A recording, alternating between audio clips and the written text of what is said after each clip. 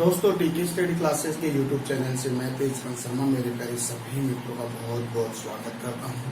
देखिए फ्रेंड्स, आज हम इंडियन ज्योग्राफी के अंदर एक नया टॉपिक हम लेंगे। आज चर्चा का विषय बनेगा, ठीक है। और आज हम बात करेंगे भारत के जो प्रमुख जो बंदरगाह हैं, यानी कि पोर्ट ऑफ इंडिया के बारे में बात करेंगे कि जितने भी भारत के प्रमुख बंदरगाह उनके बारे में चर्चा करेंगे, ठीक है। तो देखिएगा, आज हम बात करेंगे भारत के प्रमुख बंदरगाह, ठीक है। टॉपिक क्या रहेगा अपना, भारत के प्रमुख बंदरगाह। देखिएगा, भारत के प्रमुख बंदरगाह, ठीक है फ्रेंड्स, ओके।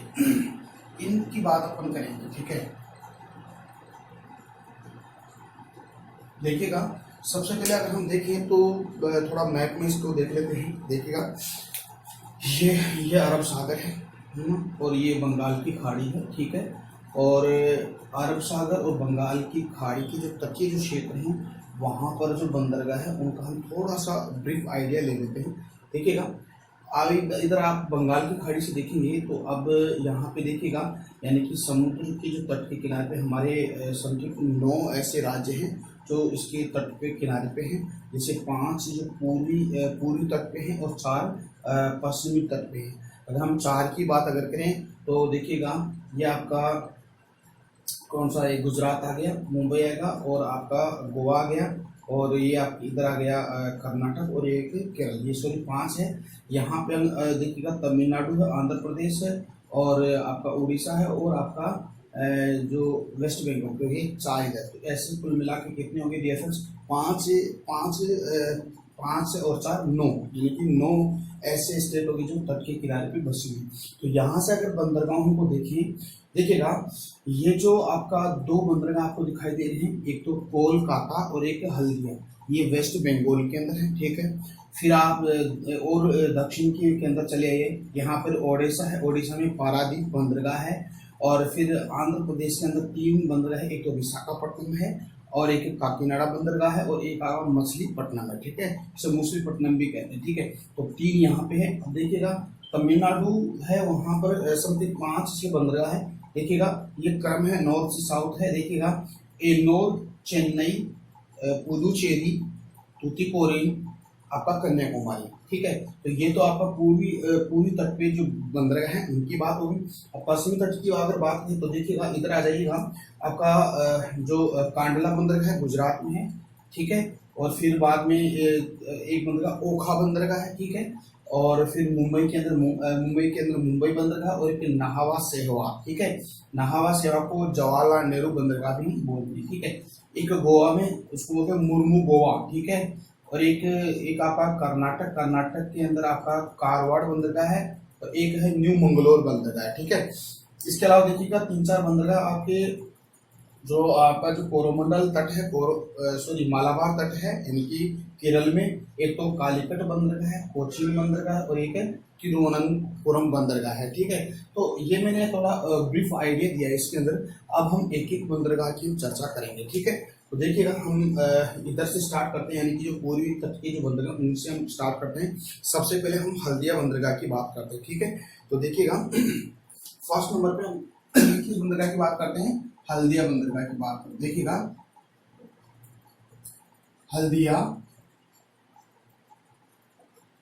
हल्दिया बंदरगाह है, ठीक है फ्रेंड्स। हल्दिया बंदरगाह है, और है कहाँ ये हल्दिया बंदरगाह है, ये है आपका पश्चिमी बंगाल में, ठीक है। पश्चिमी बंगाल वेस्ट बंगाल में है, ठीक है।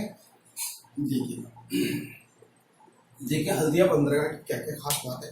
देखिएगा, जो हल्दिया बंदरगाह है ये पश्चिमी बंगाल राज्य के कोलकाता के निकट, यानी कि जो वेस्ट बंगाल है उससे वेस्ट बंगाल के जो कोलकाता है, इस कोलकाता के निकट, यानी कि पश्चिम बंगाल के कोलकाता के निकट, ठीक है। कोलकाता के निकट जो हुगली नदी है, यानी कि हुगली नदी के मुहाने पर ये स्थित है, ठीक है। यानी कि हुगली नदी के मुहाने पर है, यानी कि ये कहाँ है, हुगली नदी के मुहाने पर। हुगली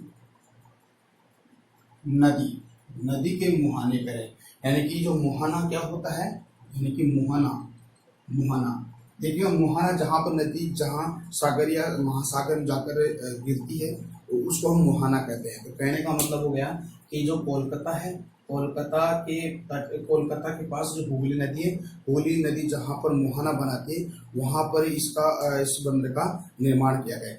यह है जो बंदरगाह है एक नदीय बंदरगाह है, ठीक है, यानी कि नदीय बंदरगाह। ये क्या है, ये नदीय बंदरगाह है, बहुत इंपॉर्टेंट है, नदीय बंदरगाह है।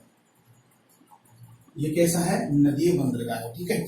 देखिएगा जो हुगली नदी है, हुगली नदी भी क्या है कि जो गंगा की ही एक शाखा है, एक ही शाखा, जैसे हम कह सकते हैं कि जो गंगा नदी है फराक्का वेस्ट बंगाल में जब वो दक्षिण की तरफ यू टर्न ले लेती है तो गंगा का नाम ही क्या हो जाता है, हुगली। और हुगली ही नदी फिर बंगाली खाड़ी में गिरने से पहले ये जहाँ पर अपना डेल्टाओं का निर्माण करती है वहाँ पर इसका नाम बढ़ जाता है भागीरथी है। तो कहने का मतलब है कि जो हमारी गंगा नदी है, गंगा नदी का उद्गम भी भागीरथी नदी के नाम से हुआ है और उसका जो मुहाना बनाती है वो भी भागीरथी नाम से, यानी कि शुरुआती भागीरथी नाम से और एंड भी कहाँ से होता है, भागीरथी नाम से ही होता है, ठीक है। तो वो तो हम इंडिया की जो रिवर्स है उनके बारे में पढ़ेंगे तब इसको डिटेल से पढ़ाएंगे, ठीक है। तो देखिएगा हम बात कर रहे हैं कि हल्दिया बंदरगाह है आपका जो वेस्ट बंगाल में जो कलकत्ता के पास जहाँ मुहाना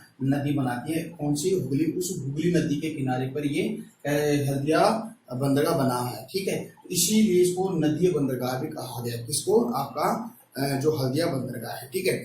देखिएगा इसमें और बात करें तो ये जो कोलकाता बंदरगाह के भार को कम करने के लिए, यानी कि इसका निर्माण क्यों किया गया है, यानी कि कोलकाता बंदरगाह के, देखिएगा कोलकाता बंदरगाह के भार को कम करने के लिए इस बंदरगाह का निर्माण किया गया, इसका, हल्दिया का। कहने का मतलब है कि जो कोलकाता बंदरगाह है, कोलकाता बंदरगाह में वर्कलोड ज्यादा बढ़ जाने से क्या हुआ कि इसके एक सहायक के रूप में इस हल्दिया बंदरगाह की स्थापना कर दी। तो कहने का मतलब हो गया कि कोलकाता बंदरगाह के भार को कम करने के लिए हल्दिया बंदरगाह का निर्माण किया गया है, यानी कि कोलकाता बंदरगाह के भार को कम करने के इसकी स्थापना की गई है। ये बड़े बड़े जहाजों को भी कोलकाता तक नहीं पहुंचाया जाता है, यानी कि क्या है ना, जो बड़े बड़े जो जहाज होते हैं वो कोलकाता बंदरगाह तक नहीं पहुंचते हैं। ये हल्दिया से ही जो क्या है कि जो कंटेनर आते हैं और जो भी वस्तुओं का आयात निर्यात इंपोर्ट एक्सपोर्ट किया जाता है तो वहां पर उतारा जाता है और वहीं पर ही लादा जाता है, ठीक है। फिर ये बंदरगाह है क्या है कि इसलिए इसको क्या इसके सहायक के रूप में इसकी स्थापना की गई किसी कोलकाता बंदरगाह की। देखिए हल्दिया बंदरगाह पर जहाजों को कंप्यूटर सिस्टम यानी कि कंप्यूटर प्रणाली के द्वारा ही खाली करने की सुविधा प्रदान की गई है। क्योंकि एकमात्र ये है कि कंप्यूटर सिस्टम, देखिएगा इसको कंप्यूटर सिस्टम प्रणाली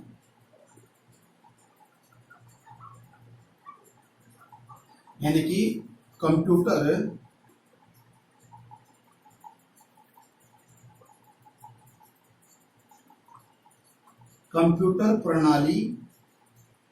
प्रणाली के माध्यम से इस बंदरगाह पर जो भी बाहर से सामान जो आता है उसको कंप्यूटरों के माध्यम से, कंप्यूटर प्रणाली के माध्यम से उसको क्या किया जाता है, खाली करने की सुविधा प्रदान की गई है। तो कहने का मतलब है कंप्यूटर सिस्टम वाला ये बंदरगाह है, ठीक है।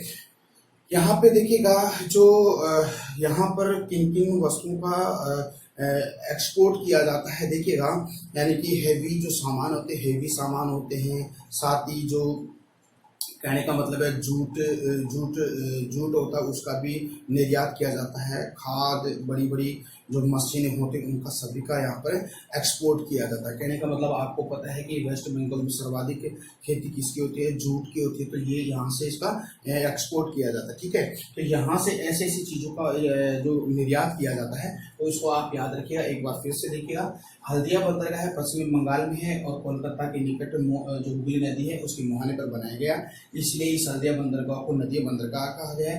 हल्दिया बंदरगाह की स्थापना कोलकाता बंदरगाह के भार को कम करने के लिए या उसके सहायक के रूप में इसकी स्थापना की गई है।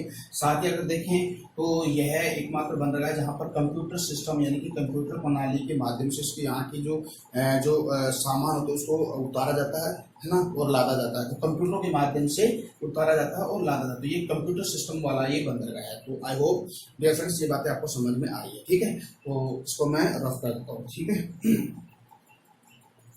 ये तो हो गया आपका कौन सा, यानी कि हल्दिया बंदरगाह। ठीक है फ्रेंड्स, अब अगला बंदरगाह हम देखते हैं कौन सा बंदरगाह है। ठीक है, तो देखिए सेकंड जो बंदरगाह है उसकी हम बात करते हैं, कोलकाता बंदरगाह की हम बात करते हैं। देखिएगा कोलकाता बंदरगाह है। ठीक है, अब देखिए कोलकाता बंदरगाह है कहाँ, ये बात भी आपको पता है। देखिएगा ये बंदरगाह कहाँ है, वो वेस्ट बंगाल में ही है, यानी कि पश्चिमी बंगाल में ये बंदरगाह है, पश्चिमी बंगाल। ठीक है, अब देखिए पश्चिमी बंगाल के अंदर है। अब इसकी क्या क्या खास बात है देखिएगा।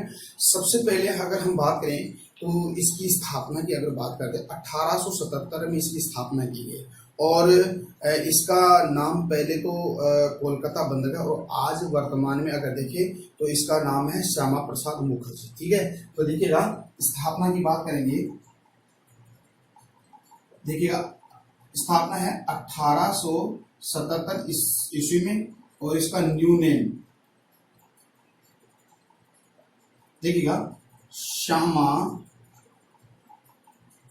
प्रसाद मुखर्जी। ठीक है, बहुत इंपॉर्टेंट है।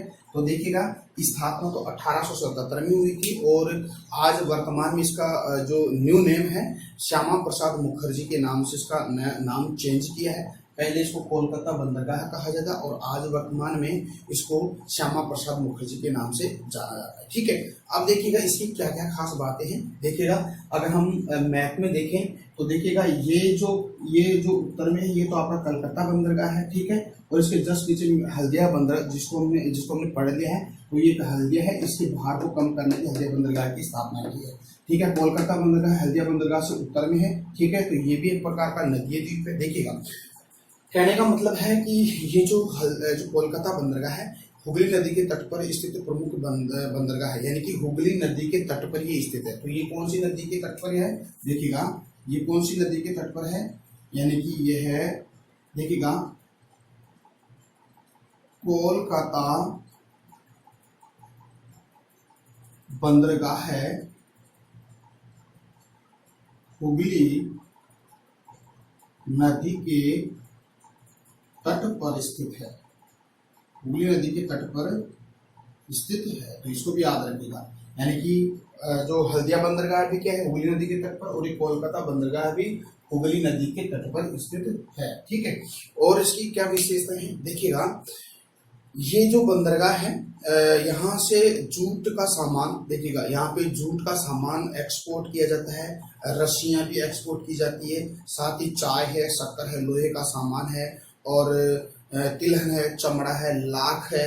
ठीक है, अब्रक, मैगजीन इत्यादि का यहाँ से एक्सपोर्ट किया जाता है, यानी कि निर्यात किया जाता है। ठीक है, और अगर इसमें इसकी खास बात अगर देखें तो फ्रेंड्स कोलकाता बंदरगाह को गंगा ब्रह्मपुत्र घाटी का, यानी कि कोलकाता बंदरगाह को गंगा ब्रह्मपुत्र घाटी का मुख्य सामुद्रिक द्वार कहते हैं। तो कहने का मतलब है इस बंदरगाह को गंगा ब्रह्मपुत्र नदी का, देखिएगा इस बंदरगाह को किस बंदरगाह को कोलकाता बंदरगाह को, इस बंदरगाह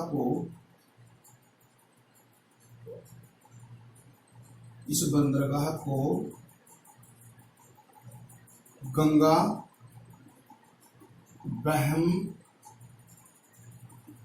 ब्रह्मपुत्र घाटी यानी गंगा ब्रह्मपुत्र घाटी का प्रवेश द्वार, गंगा ब्रह्मपुत्र घाटी का प्रवेश द्वार कहा जाता है। तो ये भी याद रखिएगा, यानी कि इस बंदरगाह को गंगा ब्रह्मपुत्र घाटी का क्या कहते हैं, यानी कि गंगा ब्रह्मपुत्र घाटी का मुख्य सामुद्रिक द्वार कहते हैं। ऐसे लिख सकते हो कि इसको मुख्य सामुद्रिक द्वार, ऐसे लिखिएगा, मुख्य सामुद्रिक द्वार कहते हैं। यानी कि इसको क्या कहते हैं, मुख्य सामुद्रिक प्रवेश द्वार, ऐसे लिख सकते हैं। प्रवेश द्वार, मुख्य सामुद्रिक प्रवेश द्वार कहते हैं। किसको कहते हैं, इसी कोलकाता बंदरगाह को कहते हैं। ठीक है फ्रेंड्स, तो ये तो हो गया आपका कोलकाता बंदरगाह। एक बार फिर से देखिएगा, कोलकाता बंदरगाह की स्थापना कब हुई थी, 1877 ईस्वी में इसकी स्थापना हुई थी। ठीक है, इसका पुराना नाम कोलकाता बंदरगाह है। ठीक है, न्यू नेम श्यामा प्रसाद मुखर्जी के नाम से इसको रखा है, यानी कि आज वर्तमान में इसको कहते हैं श्यामा प्रसाद मुखर्जी बंदरगाह कहते हैं। है कहाँ, वेस्ट बंगाल में। ठीक है, कोलकाता बंदरगाह हुगली नदी के किनारे पे स्थित है। ये भी बहुत इंपॉर्टेंट है। कौन सी नदी के किनारे है, हुगली नदी के किनारे पे है। और ये इस कोलकाता बंदरगाह को गंगा ब्रह्मपुत्र घाटी का क्या कहते हैं, मुख्य सामुद्रिक प्रवेश द्वार भी कहते हैं। तो आई होप ये बातें आपको समझ में आई है। ठीक है, अगला बंदरगाह देखते हैं। ठीक है, देखते हैं आगे। इससे अगला बंदरगाह है डियर फ्रेंड्स, तो आपको पता ही है कौन सा बंदरगाह हो सकता है, यानी कि पारादीप बंदरगाह है। ठीक है, तो अगला बंदरगाह है पारादीप बंदरगाह। ठीक है फ्रेंड्स, लिखिएगा पारादीप बंदरगाह है। ठीक है, तो देखिए पारादीप बंदरगाह है कहाँ, ये पारादीप बंदरगाह उड़ीसा में है। कहाँ है, उड़ीसा में। इसको आप समझिएगा। ठीक है, पारादीप बंदरगाह की क्या क्या विशेषता उसको हम देख लेते हैं। देखिएगा, पारादीप जो बंदरगाह है यह है गहरे पानी वाला बंदरगाह, यानी कि यह है पारादीप बंदरगाह गहरे पानी वाला बंदरगाह है। यानी कि पारादीप बंदरगाह है गहरे पानी वाला बंदरगाह है।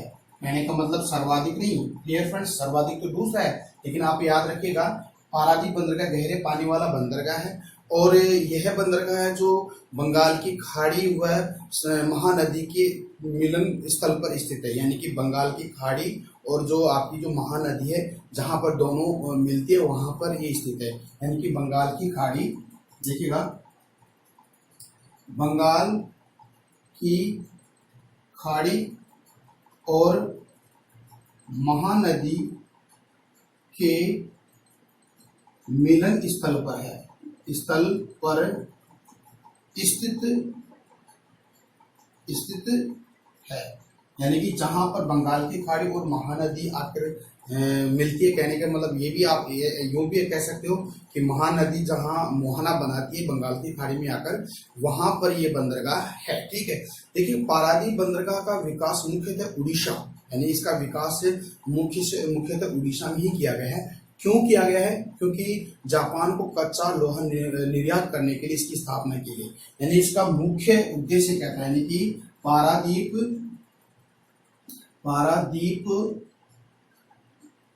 बंदरगाह के विकास का मुख्य लक्ष्य, मुख्य कारण क्या था, यानी कि जापान को कच्चा लोहा निर्यात करने के लिए। ठीक है, तो याद रखिएगा, यानी पारादीप बंदरगाह के विकास का मुख्य कारण, यानी कि इसके विकास का, या अपन स्थापना की बात कर लेते हैं। स्थापना का मुख्य कारण क्या था कि जो जापान है, जापान को कच्चा लोहा क्या एक्सपोर्ट करने के लिए इसकी स्थापना की गई। तो बहुत इंपॉर्टेंट है, इसको आप याद रखिएगा। ठीक है, यह बंदरगाह है जो आपका जो पारादीप बंदरगाह है, यह जो बंदरगाह है ये चक्रवाती प्रभावित क्षेत्र है। यानी कि यहाँ पर आपको पता है कि बंगाल की खाड़ी के अंदर बहुत ज्यादा चक्रवात आते हैं, ये चक्रवाती प्रभावित क्षेत्र में ये अंतर्गत आता है तथा इसको एशियाई जो कछुओं के हेतु ये प्रसिद्ध है। तो चीजों के लिए प्रसिद्ध है। एक तो ये क्या है, एक तो इसको यूं कह सकते हैं, एक तो चक्रवाती प्रभावित क्षेत्र, यानी कि चक्रवाती प्रभावित क्षेत्र के अंतर्गत आता है। साथ ही जो एशियाई जो कछुए हैं, देखिएगा एशियाई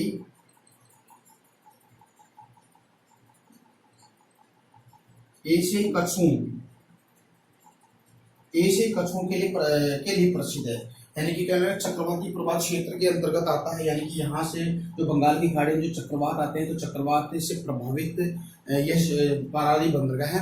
यहाँ पर जो एशियाई जो कछुए होते हैं, इन एशियाई कछुओं के लिए प्रसिद्ध है। तो ध्यान दीजिएगा, भारत का एकमात्र जो बंदरगाह है जो एशियाई कछुओं के लिए प्रसिद्ध है, और ये चक्रवाती प्रभावित जो क्षेत्र है, यानी कि चक्रवात आते हैं वहां पर ये इसकी स्थापना की गई और ये प्रभावित क्षेत्र है। तो ठीक है फ्रेंड्स, तो ये तो हो गया आपका कौन सा बंदरगाह, पारादीप बंदरगाह हो गया। अगला हम बंदरगाह की हम बात करते हैं, देखिएगा, ठीक है, देखिएगा अगला बंदरगाह कौन सा है उसकी हम चर्चा कर लेते हैं। ठीक है, देखिएगा कौन सा बंदरगाह है। अगला जो बंदरगाह है हम बात करें विशाखापट्टनम बंदरगाह। ठीक है फ्रेंड्स, देखिएगा विशाखापट्टनम बंदरगाह, ठीक है,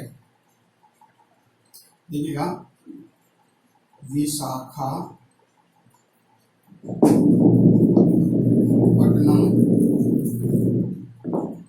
बंदरगाह, विशाखापट्टनम बंदरगाह। देखिएगा विशाखापट्टनम बंदरगाह की अगर बात करें तो है कहाँ, ये आंध्र प्रदेश में है। ठीक है, आंध्र प्रदेश में ये बंदरगाह है। अब देखिएगा क्या क्या खास बात है आंध्र प्रदेश में ये विशाखापट्टनम इस बंदरगाह की। देखिएगा सबसे पहली बात है कि ये प्राकृतिक बंदरगाह है। ठीक है, और सबसे सर्वाधिक गहरा बंदरगाह है। यानी कि यह है बंदरगाह, यानी कि यह है प्राकृतिक बंदरगाह है, पहली खास बात। यानी कि ये प्राकृतिक बंदरगाह है, और इसमें दूसरी खास बात देखें तो ये सर्वाधिक गहरा बंदरगाह है। यानी कि ये है, और दूसरी बात देखें तो देखिएगा विशाखापट्टनम सबसे गहरा बंदरगाह है, सबसे गहरा बंदरगाह है। यानी विशाखापट्टनम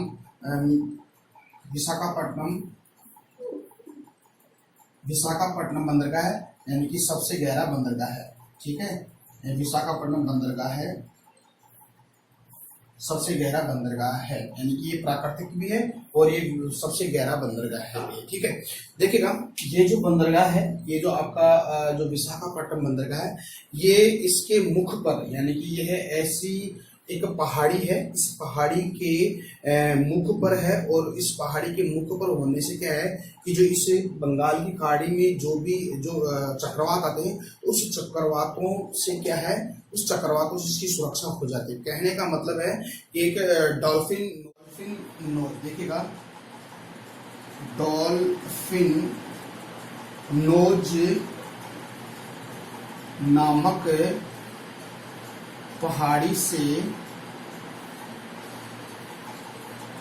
चक्रवातों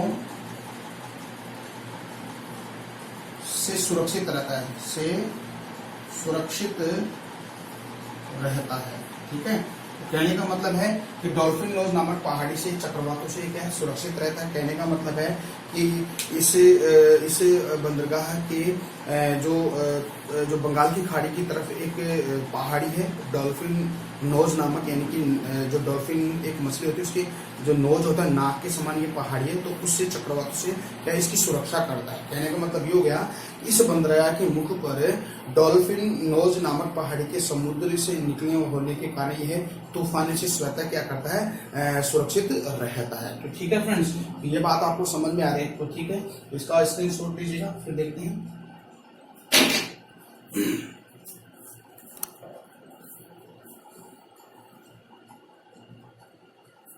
देखिएगा अगर इसकी और खास बात अगर देखें तो देखिए इसकी क्या क्या खास बात है कि जो बंदरगाह यह है देश का चौथा सबसे बड़ा और व्यापार में भी चौथा बंदरगाह है, यानी कि देश का सबसे बड़ा यानी चौथा सबसे बड़ा बंदरगाह है और व्यापार की दृष्टि से अगर देखा जाए तो ये चौथा बंदरगाह है। ठीक है, तो इसमें और क्या क्या खास बात देखें तो देखिए और इसके बारे में देखते हैं।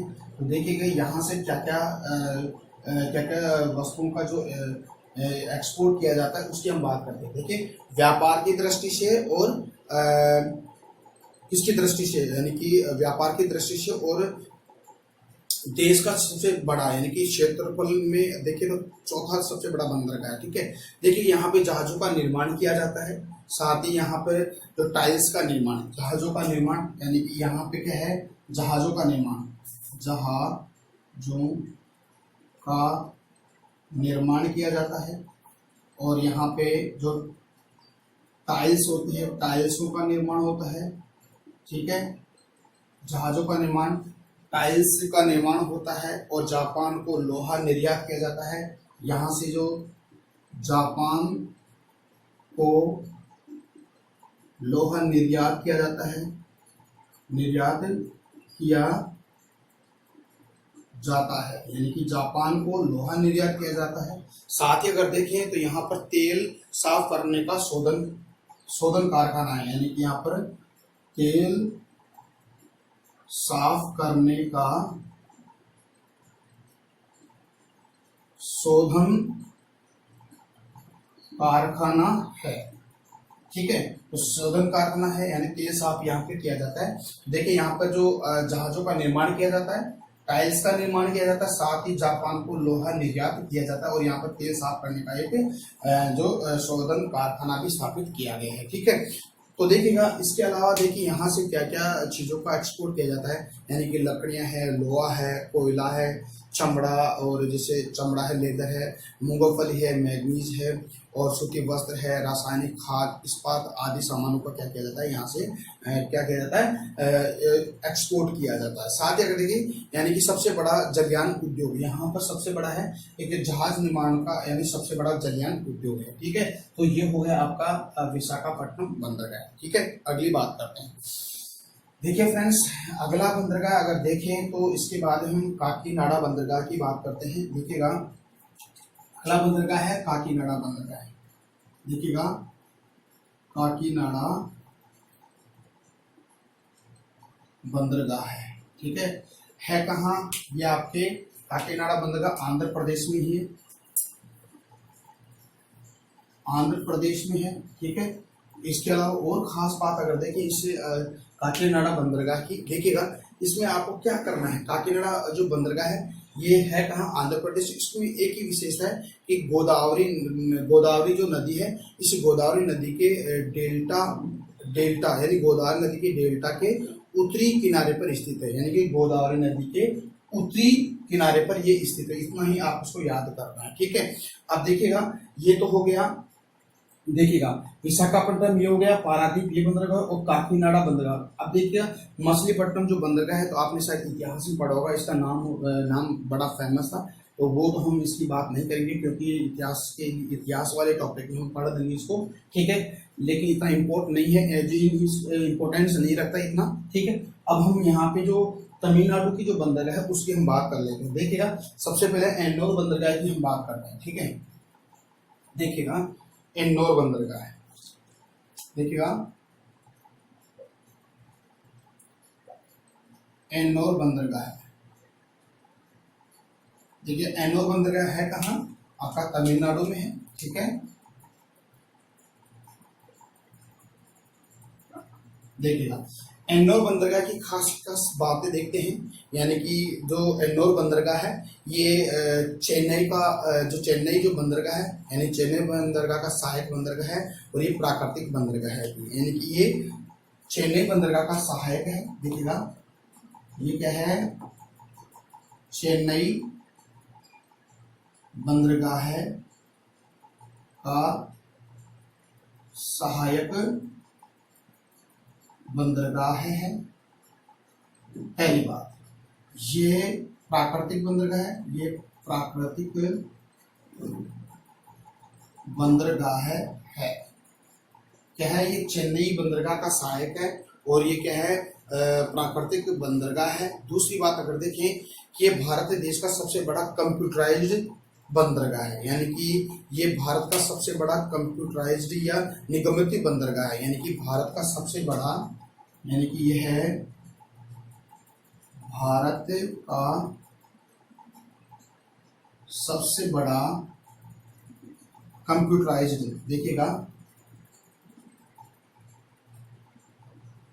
भारत का सबसे बड़ा कंप्यूटराइज्ड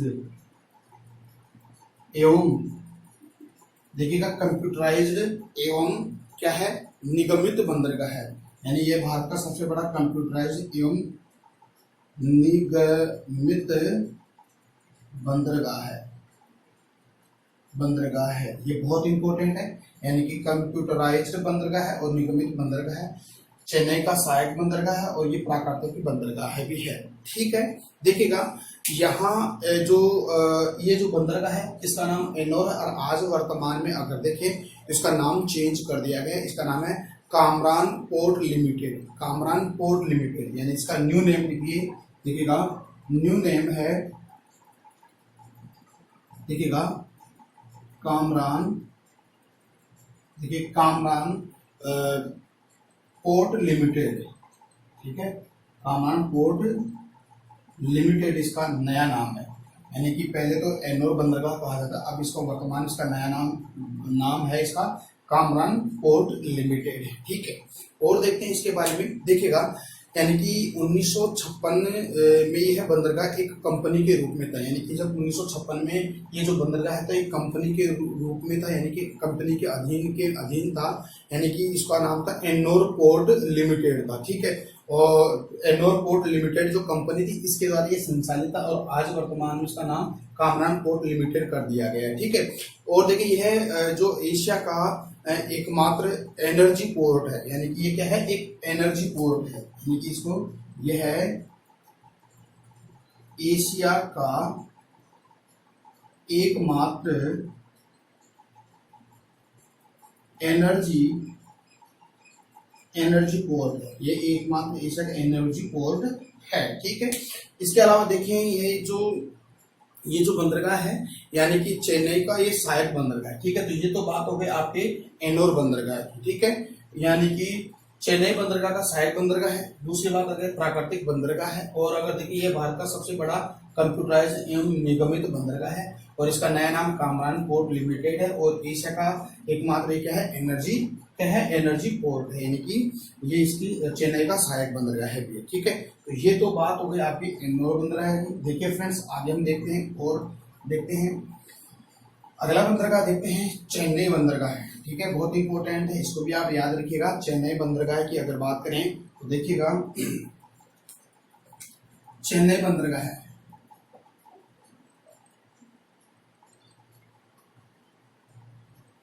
ठीक है, चेन्नई बंदरगाह है। चेन्नई बंदरगाह है कहाँ, आपके तमिलनाडु में ही है,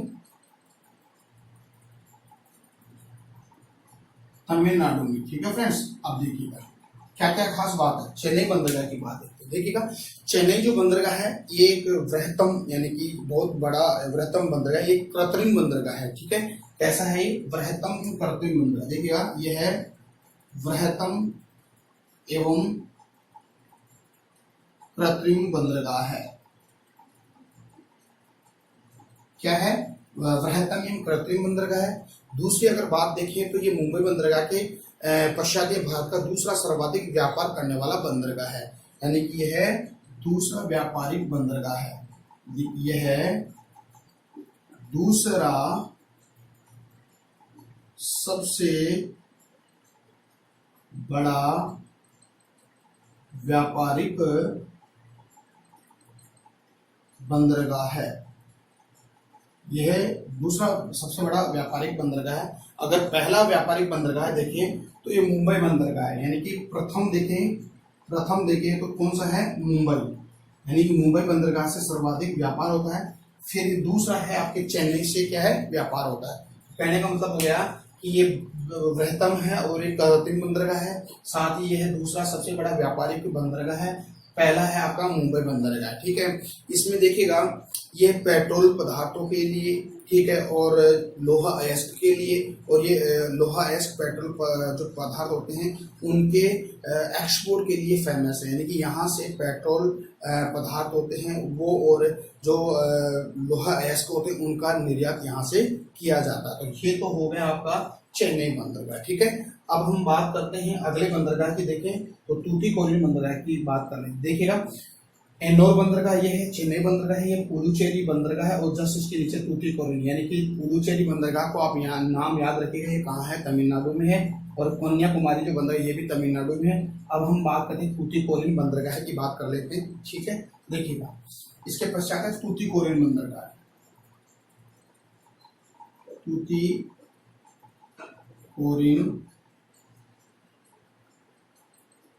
बंदरगाह है, ठीक है। तूतीकोरिन बंदरगाह है कहाँ, ये तमिलनाडु में, ठीक है फ्रेंड्स, तमिलनाडु में है। अब देखिए इसकी क्या विशेषता है तूतीकोरिन बंदरगाह की। देखिएगा यह खुला बंदरगाह है। कैसा बंदरगाह है, खुला बंदरगाह है। साथ ही ये जो हेयर द्वीप है, हेयर द्वीप पर ये स्थित है, यानी कि जो तमिलनाडु के अंदर एक हेयर द्वीप है, यहाँ पर ये स्थित है, और ये 9 किलोमीटर ये क्या है, हेयर द्वीप से, ये हेयर द्वीप से 9 किलोमीटर दूरी पर स्थित है।